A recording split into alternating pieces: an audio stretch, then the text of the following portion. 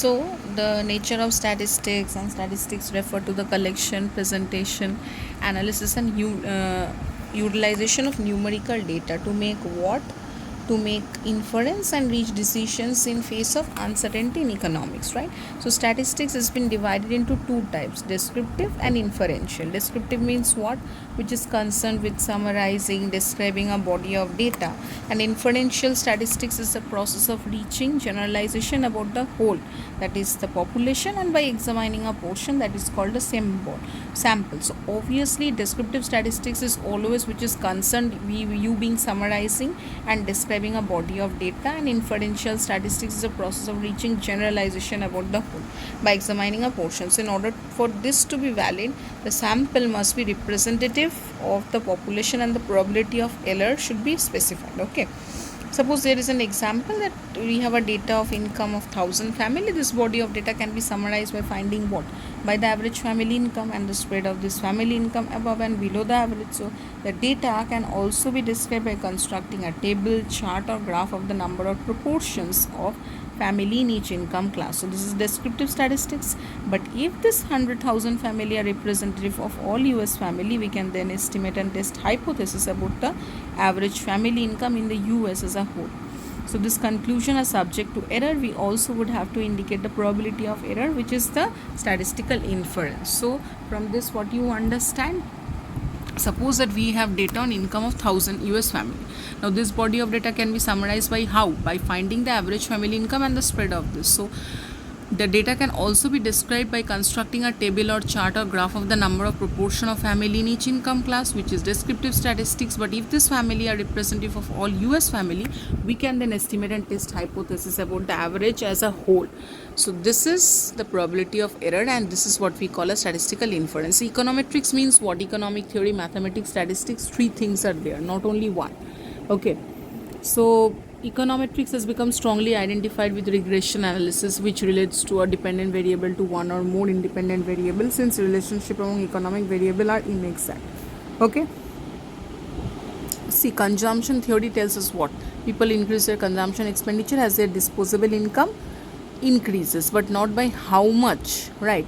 So this can be stated like C equal to B naught plus B1 YD, where what are those? This is B naught is the intercept, okay, and B1 क्या होता है? Slope होता है. So this parameter B1 is a slope coefficient which represents a marginal propensity to consume. Since even people with identical disposable income are likely to have somewhat different consumption, so now the methodology of econometrics. See, specification of the model is always important in explicit stochastic equation form. Collection of data is important because without data you cannot do anything. See here an example. In the first step in or the first stage कोई भी econometric research में होता है कि theory को state करना कि जैसे B not greater than zero हुआ, ठीक है. तो सेकेंड स्टेज क्या होता है? Collection of data on consumption expenditure और डिस्पोजेबल इनकम. थर्ड स्टेज होता है checking to see if the estimated value is greater than zero, determining if a satisfactory proportion of the variation in C is explained. Okay, so we have to see all these things. Now what is the purpose? The field of study in statistics: descriptive statistics, inferential statistics. What are the purpose and function? Statistics is a body of procedure and technique used to collect, present and analyze data on which to base decision in the face of uncertainty or incomplete information. Statistical analysis is used in practically every profession. The economist use it to test the efficiency of alternative production. The business person may use it to test the product design. Okay. Now, descriptive statistics summarizes a body of a data with one or two pieces of information, not all. It's a presentation of data in the form of table, graph, chart. And inferential statistics refers to drawing of generalization about the properties of a whole from the specific or a sample drawn from the population. Now, are descriptive and inferential statistics more important today? What is the importance of a representative sample? So statistics is what? A purely descriptive science, but it grew into a powerful tool of decision making. Modern statistical analysis refers primarily to inferential or inductive statistics. Okay, and in order for statistical inference to be valid, it must be based on a sample that fully reflects the characteristics and properties of the population. How can the manager of a firm producing light bulbs summarize and describe to a board meeting? Providing the data on the life of each in the sample produced by the firm would be very inconvenient and time consuming for the board members. Instead, the manager might summarize the data by indicating that the average life of the bulb tested is 360H. Okay. Why may the manager want to engage? Can you tell? Quality control required that the manager have a fairly good idea about the average life and the spread in the life of light bulb produced by the firm. So testing all the light bulb produced would destroy the entire output of the firm, even when testing does not destroy the product. So testing the entire output is usually prohibitively expensive. Right. Now we know now that what is econometrics, regression analysis, error term, simultaneous equation model is what? There is a relationship among economic variable which is expressed with more than one equation and such that the economic variable in the various equation. Okay, what are the function of econometrics and what aspect of econometrics make it basically different from most physical science? Now, in what way and for what purpose are economic theory, mathematics and statistical analysis combined to form the field of study of econometrics? Econometrics presupposes the existence of a body of economic theory or hypothesis requiring testing. If the variables suggested by economic theory do not provide a satisfactory explanation, the researcher may experiment with alternative formulation. Okay, what justifies the inclusion of a disturbance or error term? With reference. See, in the schematic form, this is a different type of question. There are various stages of econometric research. Economic theory, then the mathematical problem from that econometric model means the error term. Okay, y equal to beta 1 plus x1 beta 2. Here we are introducing error term, collection of appropriate data. There are 4 types of data. What type of data? Panel data, pool data, cross-sectional data, time series data. Okay. So to which field of study? Statistical inference important. This all we need to study. Okay, now it's a time for the descriptive statistics. What is descriptive statistics? It is often useful to organize or arrange a body of data into frequency distribution which breaks up the data into group or class. So a relative frequency distribution is obtained by dividing the number of observation in each class by the total number.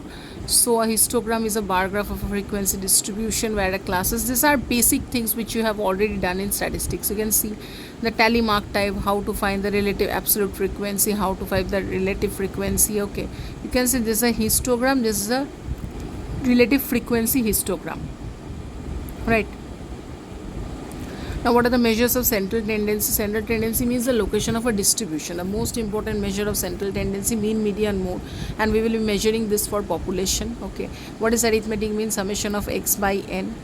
Median, the nth 1 plus 2, and we know median is also fine, like even number, odd number. If it is odd number, it's okay, and then even number L plus n by 2 minus f by fm. Okay, mode is obviously L plus D1 by D1 plus D2 plus DC, where these are the connotations for your doing mode.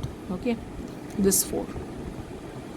Now calculation, if it is given, you give and you put the formula. Since frequency is there, obviously we have to take fx and we can put the formula and we can find the answer. Okay, and mode is this way. Now there are certain measures of dispersion. How you will do that? Dispersion refers to the variability or spread in the data. The most important measure of dispersion is average deviation, variance, and standard deviation. So average deviation is what? The population, AD equal to x minus x bar. Okay, so here are the formulas, the normal formulas for this one. You will find the calculation on the basis of this data and you can find it up. This is a huge calculation and this type of questions may come. Skewness is a concept we know. Mean equal to mode equal to median or greater. It is positively skewed when 3 are like this. It is symmetrical, all are equal, and it is like this. Okay, now we know kurtosis, the picked curve, lectokartic, platykartic, mesokartic. Okay, the kurtosis may be measured by the 4th moment also. Okay, divided by the standard deviation. So kurtosis formula is like this. For population you take this, and for samples we take this. Joint moment also we can find out, like here is an example being provided to find the Pearson coefficient. Now there are certain solved problem for this also which are there.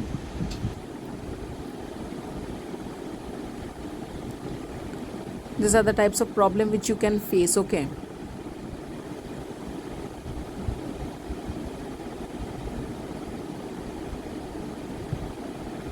and these are the small type of question which you can get.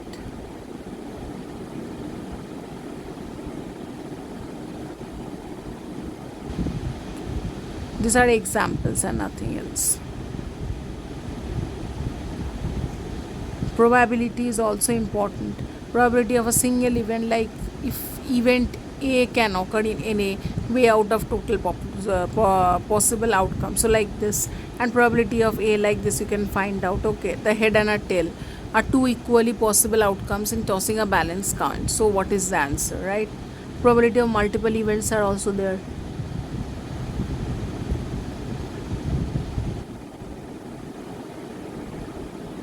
We have Poisson binomial distribution. So Poisson distribution is a type of discrete probability distribution. Again, it is used to determine the probability of a designated number of success per unit of time when the event of success are independent and the average number of success per unit of time remain constant. Okay, so till this much for today. I hope it helps. In short, this was, I tried to make you a revision because IES examination is coming and also the UGC NET exam is knocking at the door. So best of luck, students. This was one of the session for making you understand the econometrics.